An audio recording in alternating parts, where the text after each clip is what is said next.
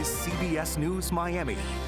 Good afternoon, and thank you for joining us. I'm Naja Sherman, and welcome to CBS News Miami's 4 p.m. Quickcast. Let's take a look at today's top stories.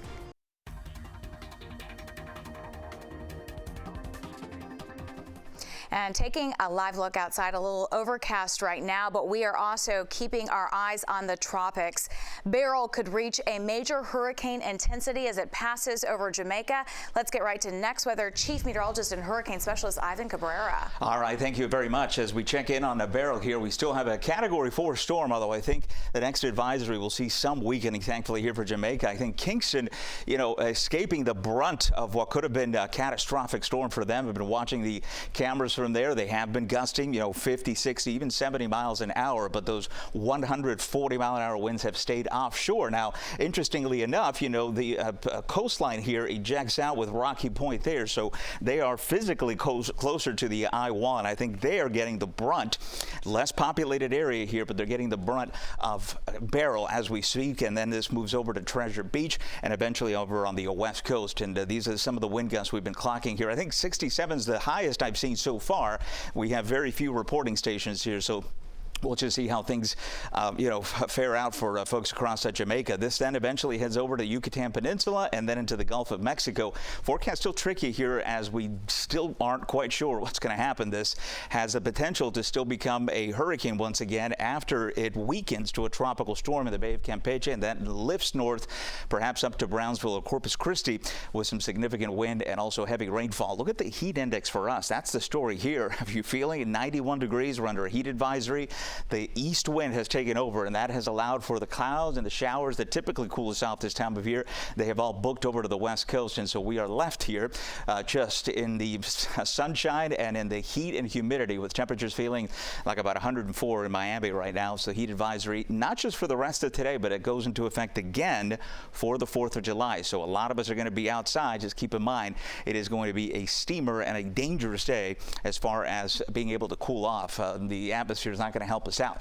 We do have some inland storms, but very similar forecast to tomorrow. I don't think we're going to be raining here much. That includes 4th of July evening, and then the storms do return as chances come back up with a south wind and some moisture working its way back in here. So back to some slow-moving storms for Saturday and Sunday. I think both of the typical weekend days here are going to be seeing some showers and storms back in the forecast. But as we put this in motion through the 4th of July, you see east wind and not much activity, full sunshine. So that's going to keep us in the, just heat and humidity for quite some time. So again, Hurricane Beryl, we'll keep you posted on that. That's a 2 p.m. advisory. You join us at 5 o'clock. We'll have the brand new update from the National Hurricane Center that will let us know where Beryl is and what the intensity is at this hour. We'll see if they keep it at a Cat 4.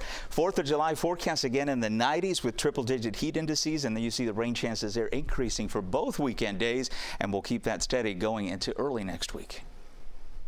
Ivan, thank you. Hurricane Beryl is on the move. This storm has killed at least 6 people in the Caribbean, and it left a path of destruction behind. The Category 4 storm is expected to bring life-threatening winds, storm surge, and flooding. CBS News Miami's Tom Hansen reports from Montego Bay, Jamaica. Hurricane Beryl took aim at Jamaica, lashing the island nation with heavy rain and powerful winds. I am now declaring the whole of Jamaica to be a disaster area. As the storm closed in, Jamaica's prime minister imposed an island-wide curfew and pointed out the role climate change is playing in the historic weather event. It highlights the growing impact of climate change on global weather patterns, particularly on small island developing states like Jamaica. Beryl already left a trail of destruction across the Caribbean earlier this week, wiping out most homes on Union Island in St. Vincent and the Grenadines. There is an estimated 90% of the houses that were damaged, either extensively or destroyed. This was the scene on Venezuela's northeastern coast Wednesday, where residents used shovels and wheelbarrows to clear mud from their homes. For travelers trying to get out of Jamaica and out of the path of this storm, that window has closed because the airport is closed until the hurricane warning is lifted. Adit Jain and his sister Ayushi, tourists from Pennsylvania, are hunkered down with their parents at their Airbnb in Montego Bay. Definitely not the vacation either of us envisioned, to say the least. Beryl is expected to take aim at the Cayman Islands next, before reaching Mexico's Yucatan Peninsula, a path forecasters say could put the storm on course to impact the southern U.S. Tom Hansen, CBS News, Montego Bay, Jamaica. This 4th of July is expected to be a very busy travel week, and many will be traveling to and from South Florida airports. CBS News Miami's Ted Scouten is at Miami International Airport, and he has a look at things right now. The long 4th of July holiday weekend is finally here, and it's a busy one. Lots of people traveling in and out of South Florida airports, ready for the big weekend. According to AAA, 4.5 million Floridians will be traveling. That includes nearly 4 million by car and another 325,000 by air. Both airports are expecting more travelers than last year. They're also expecting parking lots to fill up more quickly. The suggestion is that you catch a ride to the airport. Now, most of you will be driving. If you plan on leaving today, keep in mind the best time to drive is after 7 p.m. Before then, you can expect more traffic. We'll take a closer look beginning at 5. At Miami International Airport, Ted Scouten, CBS News Miami. 2 police officers with the city of Doral are suing Martini Bar. It's after they were injured during a deadly shooting back in April. Police say 37-year-old Jamal Wood got into a fight at Martini Bar. They say he started shooting inside the club. 23-year-old security guard was killed. 7 others were hurt, including 2 Doral police officers. The lawsuit alleges Martini Bar and 3 other entities were negligent and jeopardized the lives of the officers. When we come back, it has been nearly a week since President Joe Biden's shaky performance in the first presidential debate, and now a new poll shows a shift in voters' minds. Well, bright lights in the sky for the 4th of July. It's always a sight to see, right? Yeah. But the lights and sounds could be really overwhelming for our pets. Coming up tomorrow on CBS News Miami Morning Edition, how to keep our furry friends calm this holiday. Join us at 6 tomorrow for some tips on calming your pet's anxiety.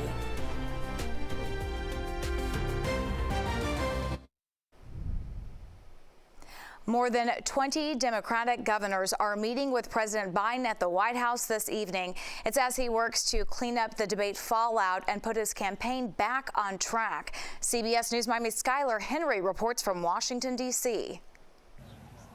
President Biden is huddling with Democratic governors at the White House as rumblings grow about his political future. Clearly, I have been, and I intend to be, continue to be supporting the president. Democratic donors have been tossing around some of those governors' names as possible replacement candidates should Biden step aside. Is President Biden considering stepping down?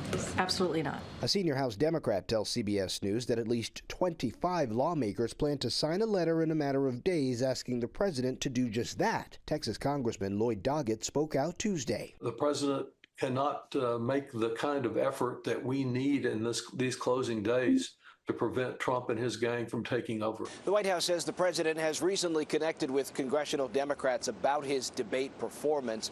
He's also planning on making campaign stops in Wisconsin and Pennsylvania and sit down for a network TV interview. He gets the criticism. He has owned up to it, but he also wants to move forward. A new CBS News poll conducted after Thursday's debate shows the presumptive nominees still functionally tied nationally, but indicates a shift towards former President Trump. The previous poll had President Biden leading slightly and also with an edge in battleground states. Biden is now behind, though still within the margin of error. Skylar Henry, CBS News, Washington. Crews in California are currently fighting more than a dozen active wildfires. One of the more stubborn ones is in Northern California. It's about an hour north of Sacramento. The Thompson fire was 0% contained as of this morning, and it has grown to at least 5 square miles. The fast-moving flames forced the evacuation of at least 28,000 people. I suspect with the red flag warning again today, as Butte has experienced a lot of fires in the last 2 weeks, we could see another one here in the county and possibly new fires throughout the North State here. Thankful for all the effort, all the air support. I'm thankful for all the firemen and firefighters. 1,400 firefighters are battling the flames. The cause of the fire is still under investigation. Tomorrow is the 4th of July, and before the fireworks go off, many people will be firing up the grill. But this year, you could be paying a little more for your fan favorites. According to the American Farm Bureau, the cost to have a cookout is up 5% from last year. The survey says to host a group of 10 people this year will cost a little more than $71 for the celebration. Analysts found meat prices will put the biggest dent in your grocery budget. That's the CBS News Miami Quickcast. I'm Nasha Sherman. Stay tuned for more news right here on CBS News Miami, and have a great day.